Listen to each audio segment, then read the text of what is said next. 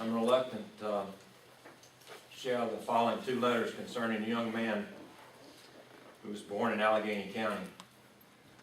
The letters can show a perspective that most people have never experienced, and I hope the letters will help you understand why the request to defend our Alleghany military folks and the Constitution was made at the last meeting.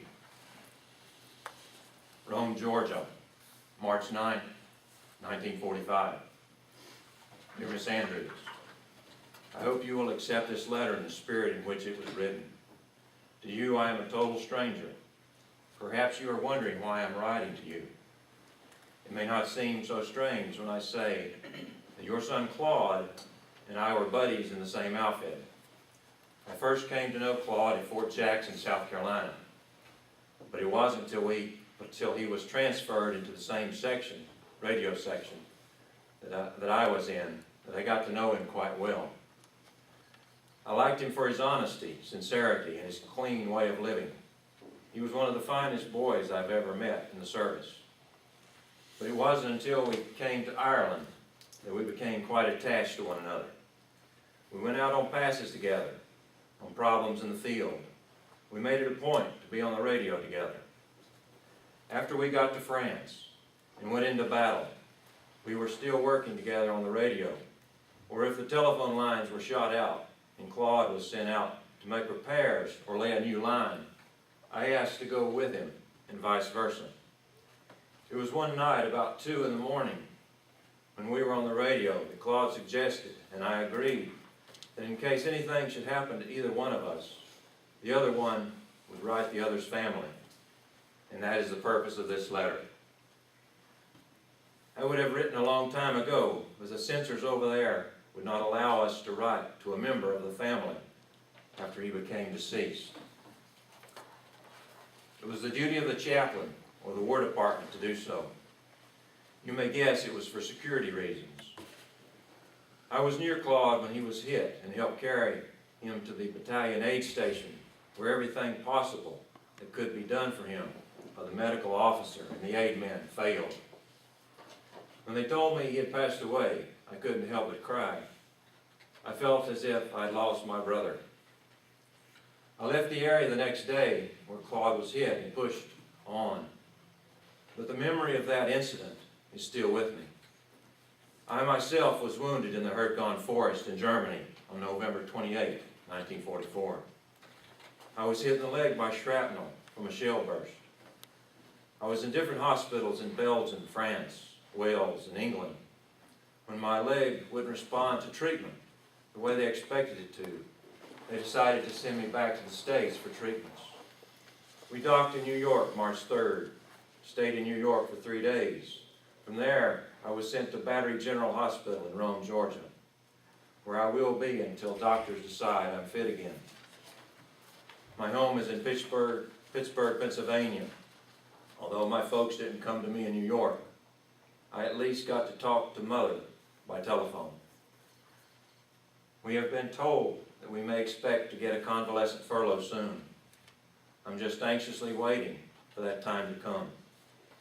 Miss Andrews, I would appreciate hearing from you any time that you may feel like doing so. Sincerely, Andy Costco.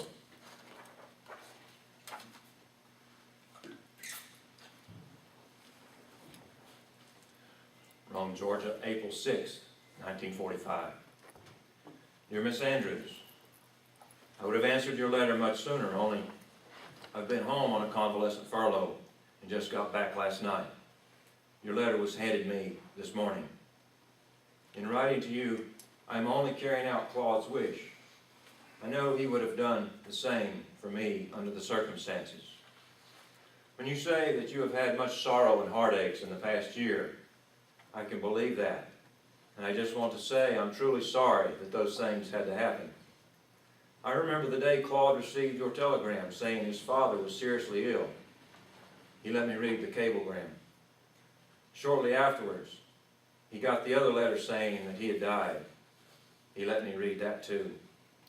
We fellows at the front line saw death many times, and you just couldn't help feel sorry for a fellow who got a notice from the folks at home saying some member of the family had died. That's the way I felt for Claude when he let me read the notices. As near as I can remember, it was about 8 in the evening when Claude was hit, just after we had moved into a wheat field. The Germans started to shell us. A shell burst on top of the hedgerow above Claude's foxhole. We rushed over to see if he was okay and found him partly covered with dirt. He was lying face down.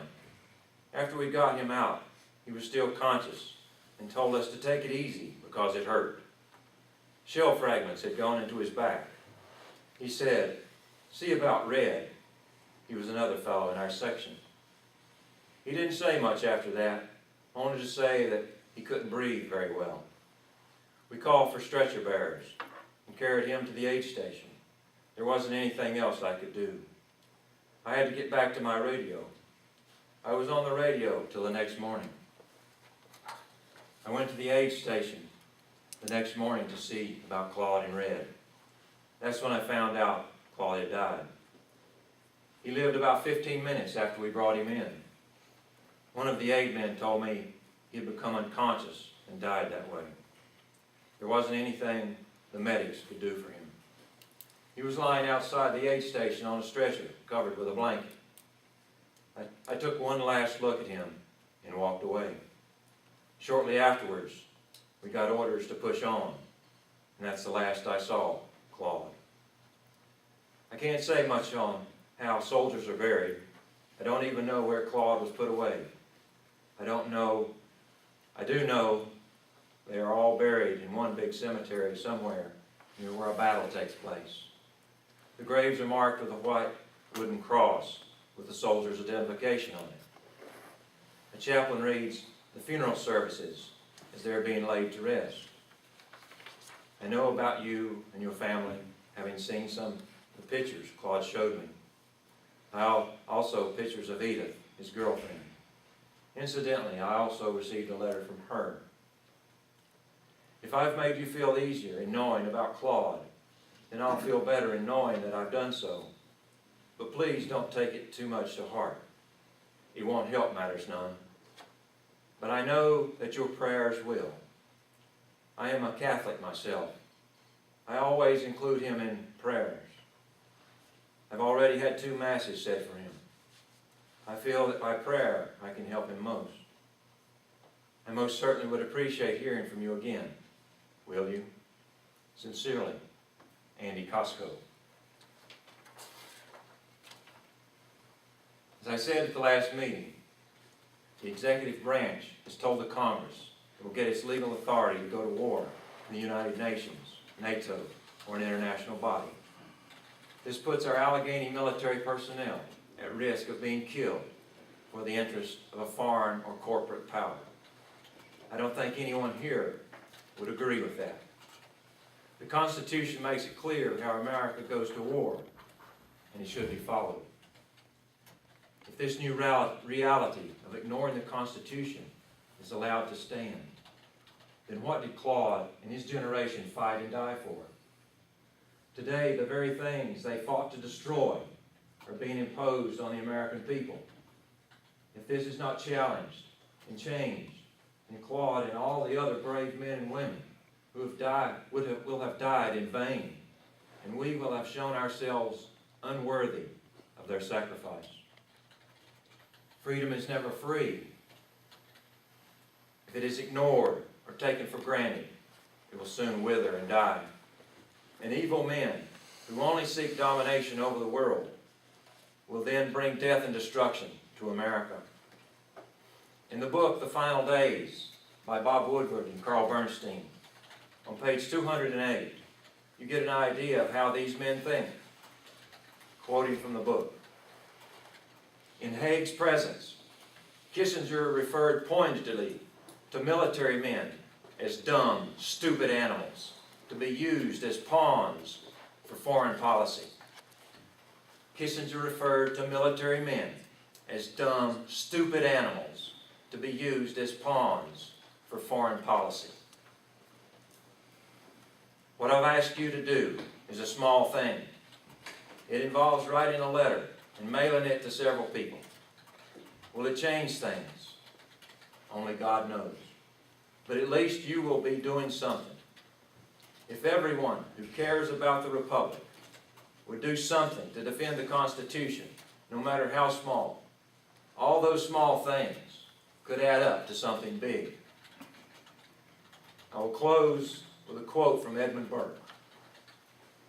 Nobody made a greater mistake than he who did nothing because he could do only a little. The following prayer was offered in the United States Senate.